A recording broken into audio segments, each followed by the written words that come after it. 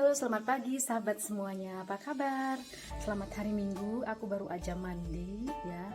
Tadi kita bangun jam berapa ya? Aku tuh kalau subuh gitu memang sudah bangun, tapi aku balik lagi ke tempat tidur karena masih terlalu dingin di sini, dan suamiku biasa juga tidur sampai jam setengah 7.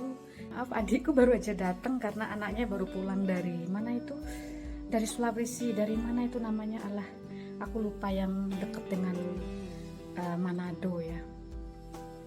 Nah, dia ditempatkan di situ. Nah, ini dia pulang, jadi mau minjem mobil yang kuning, ya sah-sah aja karena dia juga banyak membantu aku. Nah teman-teman, aku baru aja mandi, dan pagi tadi kita sebelum aku mandi itu sempat berdebat dengan suami dan tukang, karena kemarin aku memang melihat kamar mandi yang untuk pembantu, atau di belakang lah sana ada kamar mandi satu kan gitu. Jadi kita punya dua yang untuk luar gitu. Jadi satu benar-benar hanya toilet sama wastafel, yang satu lagi dengan showernya gitu. Mungkin kalau yang mau sholat jadi kan basah-basah. Nah kemarin tuh kita tidak merencanakan istilahnya lantainya biar kelihatan besar, jadi kita tidak kasih bak gitu. Ternyata setelah aku lihat itu cukup berbahaya, karena kan orang sini kalau kalau ke kamar mandi itu suka basah-basah kuyup gitu. Nah aku nggak suka, karena itu nanti akan membuat kita untuk pembersihan kamar mandi menjadi sulit. Makanya aku bilang kepada suami, mau nggak mau kita kasih bak itu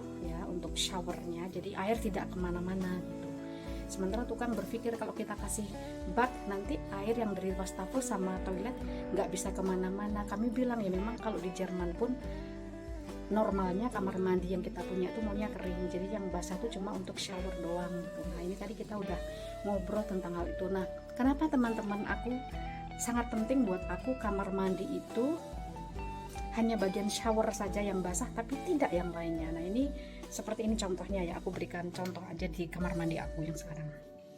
Nah kayak gini ya teman-teman, kita kan untuk yang ini wastafel gitu kan, ini benar-benar area kering. Kita lihat ini, jadi benar-benar dari kamar mandi ini, dari kamar kita ini langsung masuk ke sini gitu. Nah ini benar-benar kering gitu kan ya. Jadi meskipun kita berair ya, tapi tetap ini harus kering gitu kan. Jadi bersih gitu, kita nggak pusing, dan kan tidak bau juga ya, dan nggak lembab. Kalau kita kamar mandinya kering itu sehat ya, karena lembab, karena sekali lagi lembab itu kan identik dengan bakteri gitu kan ya gitu. Jadi ini benar-benar kering gitu. Terus kesini itu toilet itu benar-benar kering semuanya. Jadi aku pun, kalaupun aku membersihkan kemudian ada tetesan, tetap langsung aku keringkan gitu. Pembantu pun ini juga bagian sini ini semua dilap, jadi tidak ada yang namanya bumbu apa gimana.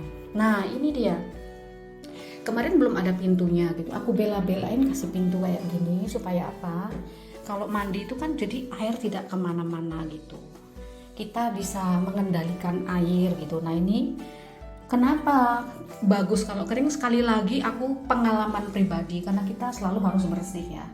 Kalau kering seperti ini kita tidak harus membersihkan kamar mandi setiap saat ya. Ini bersih tanpa harus capek-capek ngosek-ngosek ya gitu. Jadi karena air itu kan kalau lama-lama itu termasuk sabun dan semuanya itu kan licin, kemudian kuning semua gitu.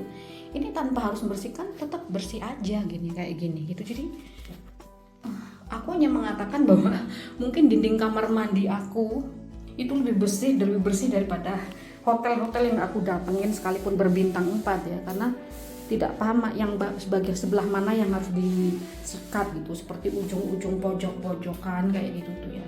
Nah itu makanya kami pengen kamar mandi itu selalu kering gitu. Nah kadang memang ya teman-teman, memang tidak mudah yang mengkondisikan seperti itu. Gimana caranya kamar mandi itu bukan tempat bau, busuk, basah gitu ya. Gimana caranya kita mengkondisikan seperti itu, apalagi kalau kita kedatangan tamu.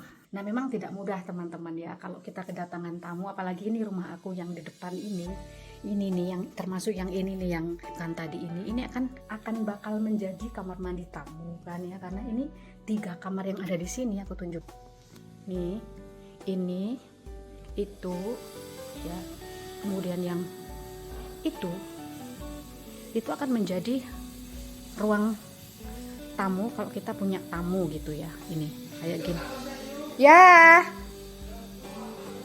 nih Ini kemarin masih di meja di sini. Ini aku beli kayak gini kemarin di toples kayak gini. Karena kan dapur aku warnanya hijau ya. Jadi aku pengen tempat-tempat bumbu juga warnanya hijau kayak gini. Nah, ini kan nanti bakal menjadi kamar tidur tamu ya. Jadi gimana caranya kita itu supaya tetap tanpa mengurangi rasa hormat kepada tamu karena kita terlalu banyak aturan. Nah, aku rencana memang untuk membuat apa namanya ya, itu di dinding gitulah istilahnya, bagaimana merasa di rumah tapi juga punya rasa menjaga bersih lah gitu teman-teman ya.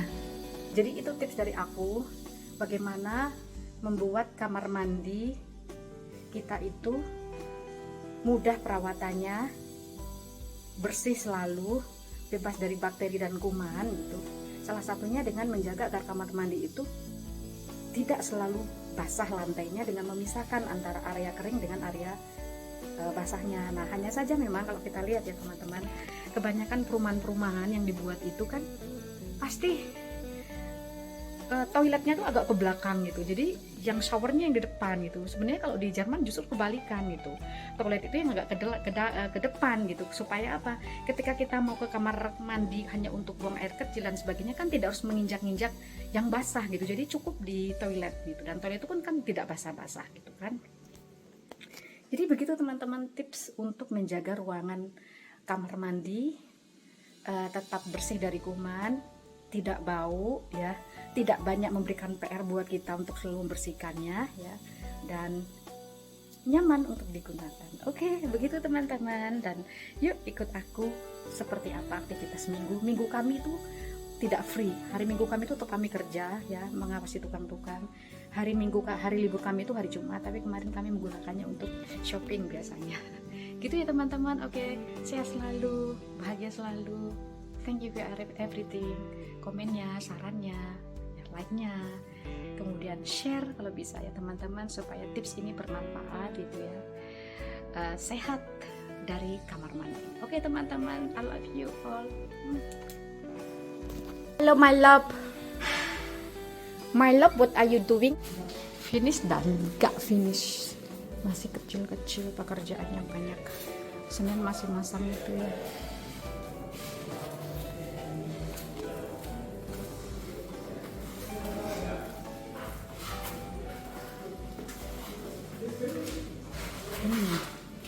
Ya bagus mas, bagus. Dapur kotor.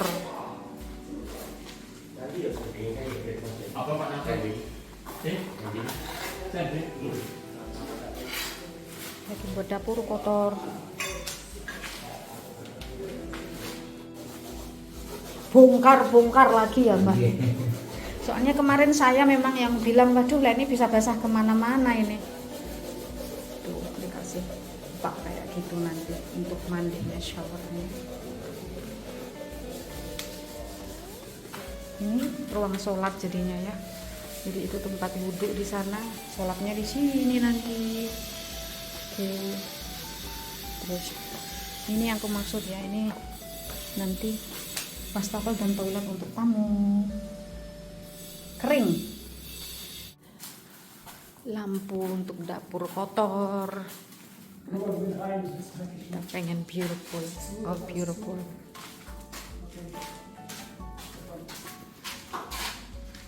Kayak mau jualan buku. Berapa gram ya? 5 kilo. 5 kilogram. Tadi beli di tukang belanja sayur pagi. Ini beli di deket ini Superindo, di depan Superindo. Terus ini aku beli edamame lagi, ini 3 kilogram. Kesukaan aku. Kalau ini kesukaan Mas Bule, tapi aku juga suka banget. Awalnya aku yang suka, terus Mas Bule tuman, sekali makan 1 kilo tuh Mas Bule. Enak. Kuduk. Bagus. Meine Gute, darling. How can we eat too much like this, sayang? Crazy. Always did. Crazy. She did a lot eating. 열심히 얘기했습니다. 15. Oh my god. Enggak itu enggak apa enggak diare. My goodness.